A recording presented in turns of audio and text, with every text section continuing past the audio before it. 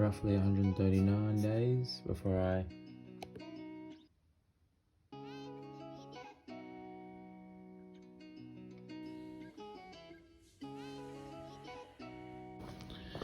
$5:30, brother. Let's dig into this book. Our brains are muscles that require exercise, just as much as any other muscle. But it is the most important one for our chosen professions. Unless you want to be susceptible to the availability bias, availability cascade, or any of the other potentially damaging cognitive biases in your investment process, you must train yourself to think critically at all times. Unfortunately, you cannot simply turn it on when it's important and off when it isn't. Critical thinking requires serious mental effort at all times, making it a way of life. Let's have a look at that. Is this thing on? Yeah. One thing I've been thinking about lately is actually getting back into the kebab industry, just for part-time work over Christmas.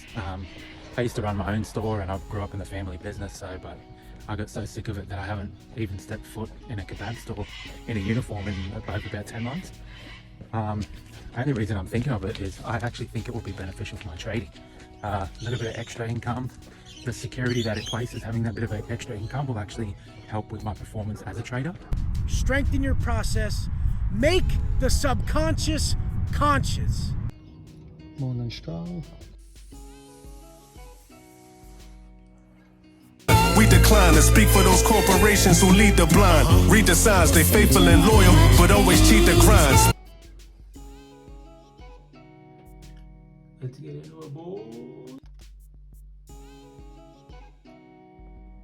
Completed our daily analysis and back tested from last night's session. Only a couple trades that we missed, but on pairs that I don't necessarily like to trade because of the pip spread. And yeah, get on to more stuff on the board.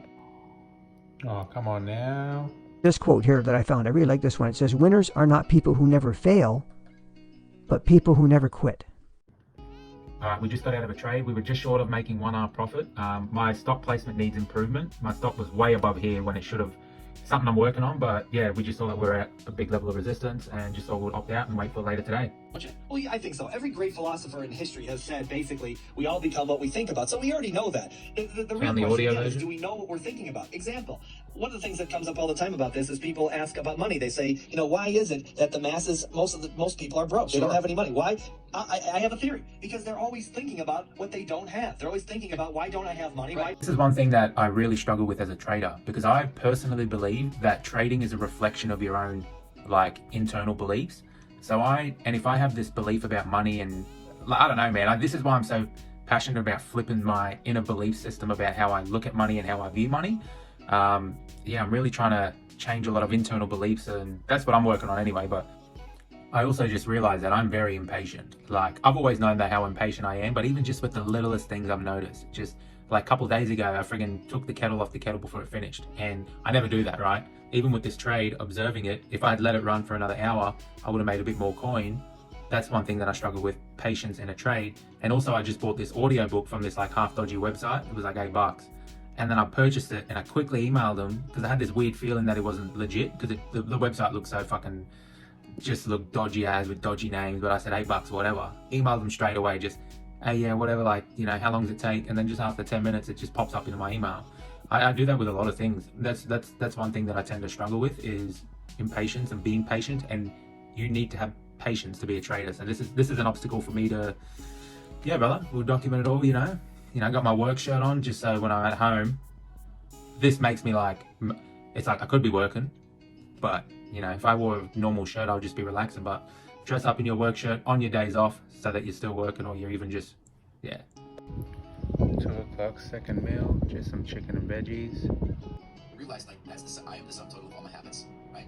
Intentions equal results, and I'm responsible for everything. Alright, change of plans for tonight's session. We were about to do our burpees and our pre-market ritual before trading, but we checked the news and there's a lot of fundamental news coming out. We got the Swiss, we got the Euro, we got the pound, we got the dollar, all within one night, and that causes a lot of volatility and uncertainty, so we don't trade. And since we purchased this new audio CD, figured we might go out for a walk high.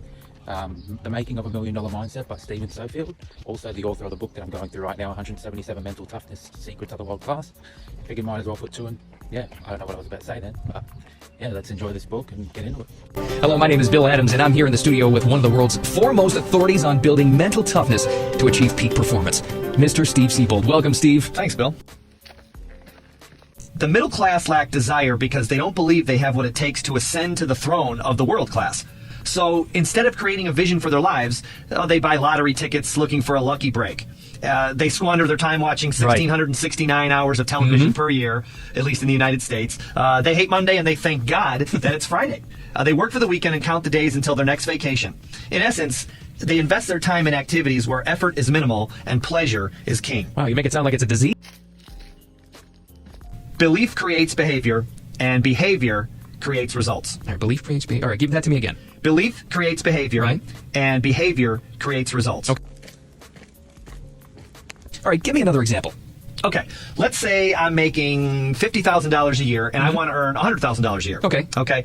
The key to my making the extra 50 grand is going to be based on whether or not I believe it's possible. What?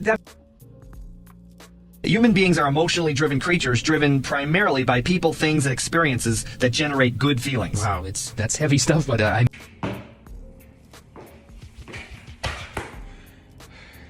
You do just doodle and don't do nothing creative. Every verse you heard from me, the beat I cremated.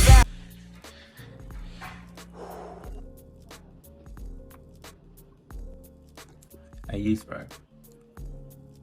When we were just noticing that we weren't trading tonight, deep down inside, we were sort of relieved and excited because we had the night off. But we shouldn't be scared of the market, bro. We shouldn't be scared of the market. That's the once we crack that, because I know there's fear of the market. There's a money belief that we've got to crack, and then I swear it's all gonna fucking click. Because I know I can do it. It's me deep down not believing that no, not that. There's something there, and I've been trying to crack it. Like, yeah, fuck, I don't know if this is gonna make sense to anyone, but man, I gotta fucking pick a good angle, eh? Because I got a crooked nose. Fucking, I could go like that, and they're two completely different people. If I commit a crime, I'm gonna make sure I commit it on the right side of my face at all times, and then walk around on the left side when I'm done. Hi, water bar, hire me. Line it for me. Does it really work? Yes, it works just like you're learning a new language. Wow. It's not the direct study of the language that really works. It's being around people who are speaking the language. For example, if you want to learn Spanish, spend 3 months in Mexico listening to people speak and picking it up from them. This is exactly how children learn their native language, Bill. They don't learn it in school. Yeah, I mean, true. they learn part of it. Brother, come on now. This is getting enough. Well, one of my best friends and mentors, the great Larry Wilson of Wilson Learning Corporation, gave me a world-class phrase to repeat over and over to myself as I was going through my day, especially when I started to feel stress. What was the phrase? The phrase was, I cannot fail, I can only learn and grow. Did it help? Immensely. I mean, I don't want to sound like I'm oversimplifying this, but it helped immensely. Larry explained to me that failure was a perception the masses buy into, and that I shouldn't buy into it. He told me that even if I lost every dime, that I would learn and grow in the process. Besides,